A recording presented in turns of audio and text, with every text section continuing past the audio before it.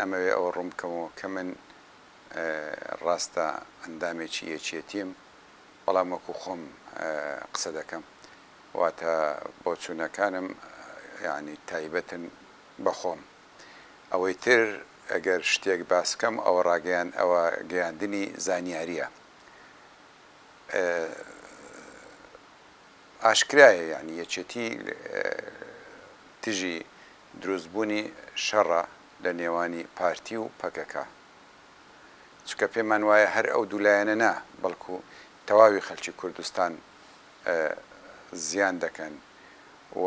زیان بە کێشەی ڕەوای گەلەکەمان دەگەیەنێ. لە کوردەواری لای خۆمان قسەیەکەی ئەڵێ شەڕ لە بادینان تۆز لە دەرکەیمە. ئێستا شەڕ لە بادینانە تۆز لە دەرکەی هەموو ماڵێکە، قورسە ئەو شەڕە. پاساوی تورکیا هاتنی بوونی پەکەکەیە لە بادینان، بەڵام بەڕاستی ئەوە تەنیا پاساوە، چونکە ئامانجەکانی تورکیا شاراوە نین. سەرۆکی تورکیا، وەزیری ناوخۆی تورکیا، وەزیری دەرەوەی تورکیا، هەمویان بە ئاشکرا باسی ئامانجەکانی تورکیا لە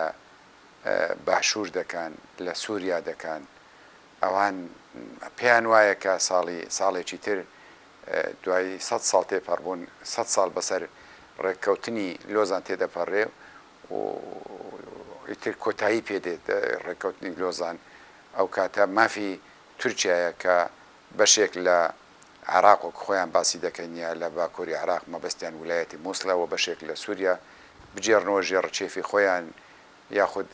سنووری دەوڵەتەکەی خۆیان فراوانکەن. ئەوانە چەندین جار ئەو قسانیان کردووە. ئەو جاری ڕابردووش باسم کرد و ئەشزانین دەسەڵاتی ئەردۆگان دەسەڵاتێکی فراوانخوازیە. ئەوێ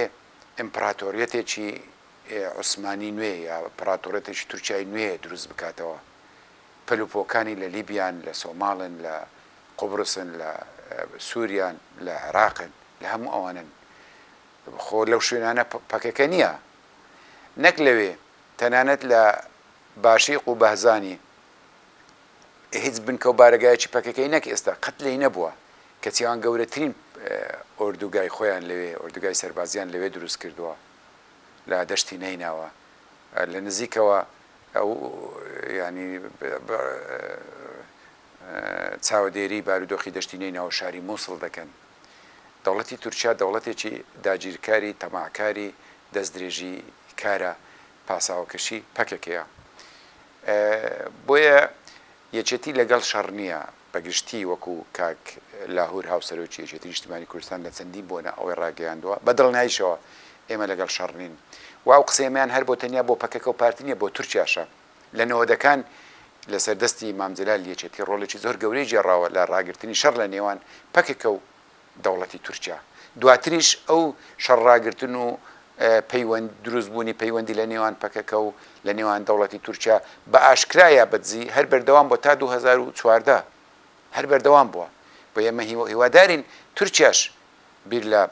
ڕێگە چارەیەکی تر بکاتەوە. تورکیاش ئێمە لەگەڵ شەڕی تورکیا و پەکەکەش نین. ئێمە پێمان وایە دەرفەت لەبارە بۆ ئەوەی ئەو شەڕە ڕابگیرێ و لە ڕابردوشدا ئەوە تاقی کراوەتەوە.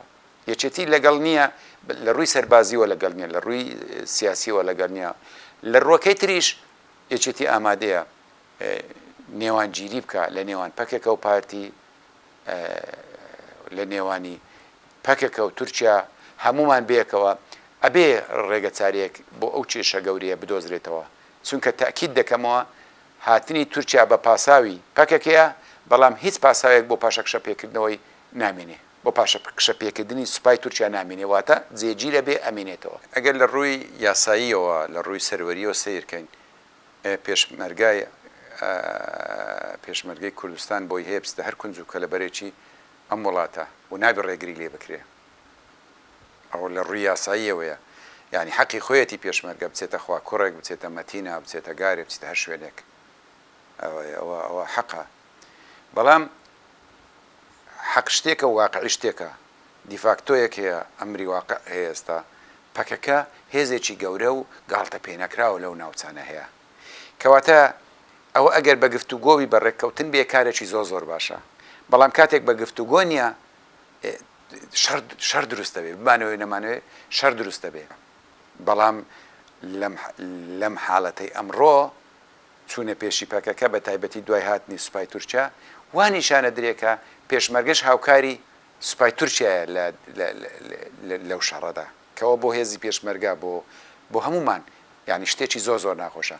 تەنانەت ئەگەر پێشمەرگە حەق خۆی بۆ نمونە بچێتە ناوچەی سیدەکان و خوا کوڕێک بە مافی خۆیەتی بچێ ئەگەر بچێت لەم کاتەدا بچێ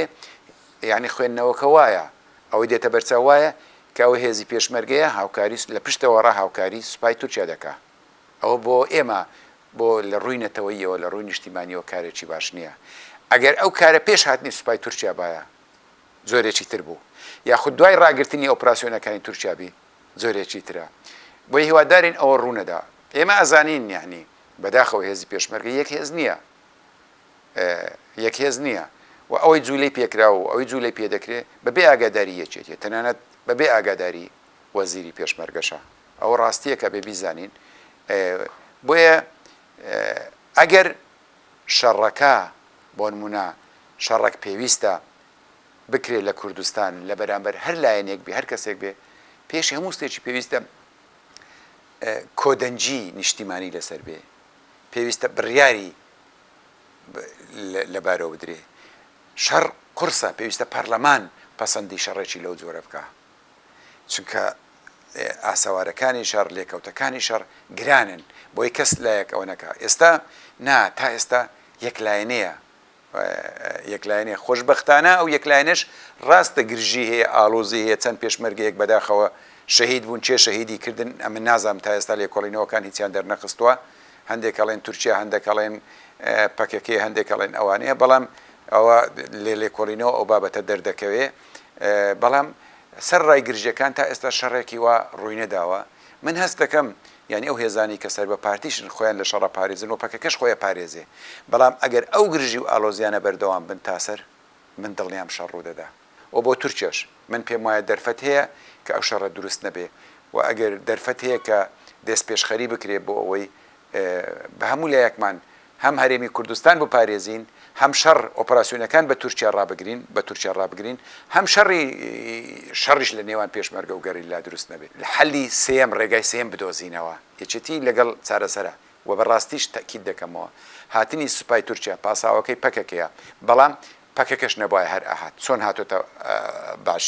باشیقە ئەهات و استراتیژیە ئەو بابەتە ئێستا پەکێکش لە بادینان نەمینێ تازە بنکە و بارگەکانی خۆی وا لێ داکتاون ناکشێتەوە تەنیا ئەگەر لە ژێر فشارێکی نێودەوڵەتی گەورە یا تێکچوونی بارودۆخی ناوتورکیا بکشێتەوە ئەجینا من ئەمڕۆ قسەیەکەوە ئەیکەم و بۆم بنووسن ناکشێتەوە ڕۆژێکیش ئەگەر هاتو ناچار کرا بکشێتەوە بەو شێوەیەکشێتەوە کە ئەو شوێنە تەسلیمی سوپای عراقی حەشدی شعبی بکاتەوە ئەجینا جارێک کە تەسلیمی هێزی پێشمەرگەی ناکاتەوە تەسلیمی پارتی ناکاتەوە تەسلیمی حکوومەتی هەرێمی کوردستانی ناکاتەوە بۆیە من تەکید دەکەمەوە هیوادارم لایەنە سەرچیەکانی کوردستان یعنی لانی کەمی لێک تێگەیشتنمان هەبێ بۆ ئەوەی ئەو بەڵایەی کە ڕوبەڕووی هەرێمی کوردستان بۆ تۆ لە خۆمانی دوورخەینەوە تورکیاشە بێ بزانێ داگیرکەرە خەڵک ئەوەی لێوەرناگری گوایە هاتووە لە پەکەکە بدا ئێمە ئازانین داگیرکەرە بۆیە ئەبێ ئەو ڕاستی بزانێت داگیرکەریش ئەنجامەکەی یعنی ئەزانێت تەنیا بەرەنگار بوونەوەیە ساڵی 92 شەڕ بوو ئەو کاتە هێزی پێشمەرگە بەگشتی شەڕ ناوچە قەندیل شەڕ بوو ئێمە ڕێککەوتنێکمان دەست پێشخەریەکمان کرد وەکو یەکێتی دوای پارتیش و پەکێکەش و تورکیاش پێقایل بوون بەوەی هێزەکانی پەکێکەمان لەوێکشان و بردنمانە بناری قەندیل داماننان واتە ئەو کاتە بزانە بۆی شەڕ نەمێنێ لەو ناوچەیە لەسەر سنوور هەموو لایەکمان بە وەقتەنان تورکیاش بەوە قایل بوو هێزەکان لەخوا کوڕک نەمێنن بستە قەندیل ئەکرێ ئێستاش ئەگەر ئێمە و پارتی وەکو یەکێتی و پارتی